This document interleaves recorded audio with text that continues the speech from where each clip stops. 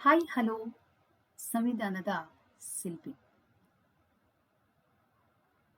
ಸಂವಿಧಾನದ ಆಶೆಯ ಮೇಲೆ ಶಿಕ್ಷಣ ನಿಂತಿರುವುದು.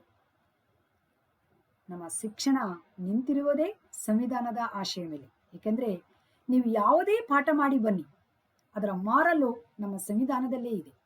ನೀವು ಅದನ್ನು ಓಪನ್ ಮಾಡಿ ನೋಡಿದ್ರೆ ಗೊತ್ತಾಗ್ಬಿಡುತ್ತೆ. ಅಷ್ಟೇ ಅಲ್ಲ, ಇಷ್ಟು ನಾವು ಅಭಿವೃದ್ಧಿ ಆಗಿದ್ದೀವಿ ಅಂದ್ರೆ ಅದಕ್ಕೆ ಕಾರಣ ನಮ್ಮ ಸಂವಿಧಾನ.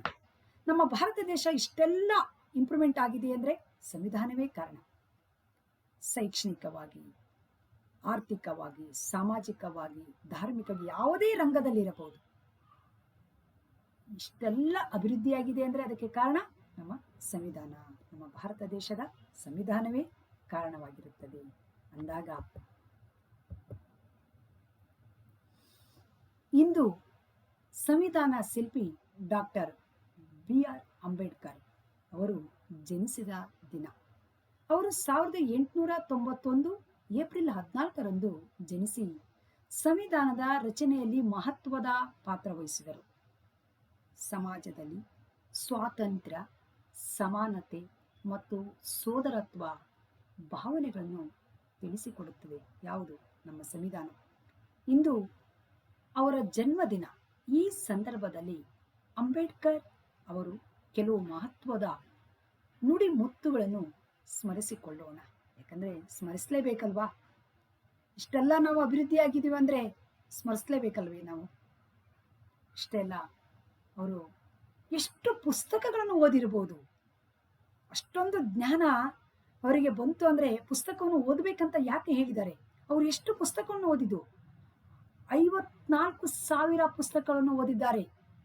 ಅದಕ್ಕೆ ಅವರು ನಮ್ಗೆ ಹೇಳ್ತಾರೆ, ಹೆಣ್ಣು ಮಕ್ಕಳಿಗೆ ಅಂದ್ರೆ ಹೆಂಗಸರಿಗೆ ಹೇಳ್ತಾರೆ ಒಂದು ಮಾತು: ಹೆಂಗಸರು ದೇವಸ್ಥಾನದಲ್ಲಿ ಸರದಿ ಸಾಲಿನಲ್ಲಿ ನಿಲ್ಲುವುದಕ್ಕಿಂತ ಗ್ರಂಥಾಲಯದಲ್ಲಿ, ಗ್ರಂಥಾಲಯ ಮೀನ್ಸ್ ಲೈಬ್ರರಿ, ಗ್ರಂಥಾಲಯದಲ್ಲಿ ಸರದಿ ಸಾಲಿನಲ್ಲಿ ನಿಂತರೆ ಭಾರತ ದೇಶ ಉದ್ಧಾರವಾಗುತ್ತದೆ.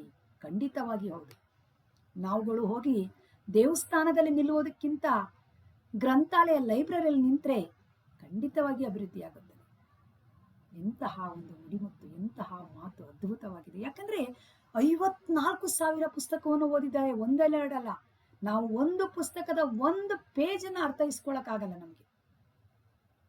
ಹಾಗಿದ್ರೆ ಎಷ್ಟು ಜ್ಞಾನ ಸಂಪಾದನೆ ಮಾಡಿರ್ಬೋದು.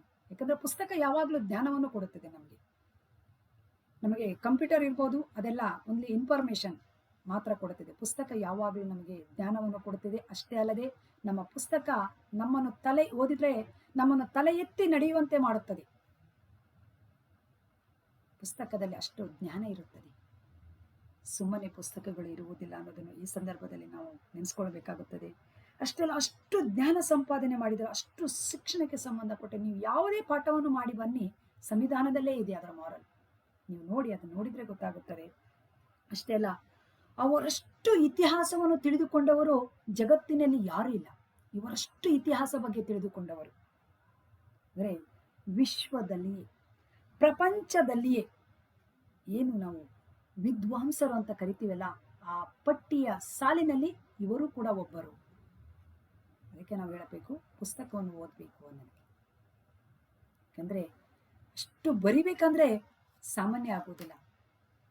ಅಂದ್ರೆ ನಮ್ಮ ಮುಂದಿರುವ ಸವಾಲುಗಳಿರ್ಬೋದು, ಯಾವುದೇ ಇರ್ಬೋದು, ಸಂವಿಧಾನ ಎಷ್ಟೇ ಉತ್ತಮವಾಗಿರಲಿ ಅದನ್ನು ನಿರ್ವಹಿಸುವವರು ಕೆಟ್ಟವರಾಗಿದ್ದರೆ ಅದು ಕೂಡ ಕೆಟ್ಟದಾಗೇ ಬಿಡುವುದು ಖಂಡಿತ ಎಂಬ ಡಾಕ್ಟರ್ ಅಂಬೇಡ್ಕರ್ ಅವರು ಮಾತುಗಳು ನಾವು ನೆನಪಿನಲ್ಲಿಟ್ಟುಕೊಳ್ಳಬೇಕು. ಯಾವುದೇ ಇರ್ಬೋದು, ಅದನ್ನು ನೋಡುವವರು ಕೆಟ್ಟದಾಗಿ ನೋಡಿದ್ರೆ ಅದು ಕೆಟ್ಟದಾಗಿ ಇರುತ್ತದೆ. ಅದನ್ನು ನಿರ್ವಹಿಸುವವರು ಯಾವುದೇ ವಸ್ತು ಇರ್ಬೋದು, ಯಾವುದೇ ವಿಷಯ ಇರ್ಬೋದು, ಎಂತಹ ಅದ್ಭುತವಾದ ನುಡಿಮುತ್ತು ನೋಡಿ. ಅದನ್ನು ನಿರ್ವಹಿಸುವವರು ಸರಿಯಾಗಿರಬೇಕು ಅಂತ ಹೇಳ್ತಾರೆ ಅವರು. ಯಾವುದೇ ವಿಷಯ ಇರ್ಬೋದು, ಯಾವುದೇ ಸಂವಿಧಾನ ಇರ್ಬೋದು, ಯಾವುದಾದ್ರೂ ಇರ್ಬೋದು. ಅಷ್ಟೆಲ್ಲ ನಾವು ಮುಂದಿನ ನಮ್ಮ ಒಂದು ದಾರಿ ಯಾವ ಥರ ಅಂತ ಅಂದರೆ, ನಾವು ಸುರಕ್ಷಿತವಾಗಿ ಬದುಕಲು ನಮಗೋಸ್ಕರ, ನಮ್ಮ ಮುಂದಿನ ಪೀಳಿಗೆಗಾಗಿ ನಮ್ಮ ಸಂವಿಧಾನವನ್ನು, ಅದರ ಆಶಯಗಳನ್ನು ನಾವು ರಕ್ಷಿಸಬೇಕು. ಅದು ನಮ್ಮ ಕರ್ತವ್ಯ ಕೂಡ ಹೌದು ಅಲ್ವಾ? ಖಂಡಿತವಾಗಿ ಹೌದು.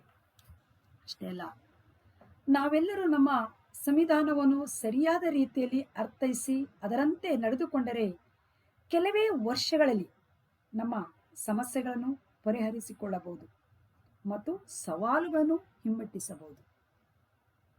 ಎಲ್ಲದಕ್ಕೂ ಕಾರಣ ನಮ್ಮ ಸಂವಿಧಾನವನ್ನು ನಾವು ಕರೆಕ್ಟಾಗಿ ಓದ್ಕೊಂಡ್ರೆ, ಒಳ್ಳೆಯ ರೀತಿಯಲ್ಲಿ ಅದನ್ನು ಓದ್ಕೊಂಡ್ರೆ, ಒಳ್ಳೆಯ ರೀತಿಯಲ್ಲಿ ನಾವು ನಡೆದುಕೊಂಡ್ರೆ ಅದಕ್ಕಿಂತ ದೊಡ್ಡದು ಇನ್ನೊಂದು ಯಾವುದೂ ಇಲ್ಲ. ಅದಕ್ಕೆ ಪುಸ್ತಕವನ್ನು ಹೆಚ್ಚು ಹೆಚ್ಚು ಓದ್ತಾ ಹೋದ್ರೇ ನಮಗೆ ಗೊತ್ತಾಗೋದು. ನೋಡಿ, 54,000 ಪುಸ್ತಕ, ಒಂದೆರಡಲ್ಲ, ಮತ್ತೆ ಮತ್ತೆ ಹೇಳ್ತಾ ಇದ್ದೀನಿ. ಇಷ್ಟು ಅವರಿಗೆ ಟೈಮು ಯಾವ ರೀತಿಯಾಗಿ ತೆಗೆದುಕೊಂಡ್ರೆ ಆ ಟೈಮನ್ನು ನಮಗೆ ಒಂದೆರಡು ಪುಸ್ತಕ ಓದಲಿಕ್ಕೆ ಆಗೋದಿಲ್ಲ. ಇಂತಹ ಮಹಾನ್ ವ್ಯಕ್ತಿಯನ್ನು ನಾವು ಸ್ಮರಿಸಲೇಬೇಕಲ್ಲವೇ? ನೆನಪಿಸಿಕೊಳ್ಳುವುದು ನಮ್ಮೆಲ್ಲರ ಕರ್ತವ್ಯ ಅಲ್ಲವೇ ಅಂತ ಹೇಳ್ತಾ ಇವತ್ತಿನ ಒಂದು ಸಂಚಿಕೆ ಮುಗಿಸ್ತಾ ಇದ್ದೀನಿ. ನಮಸ್ಕಾರಗಳು.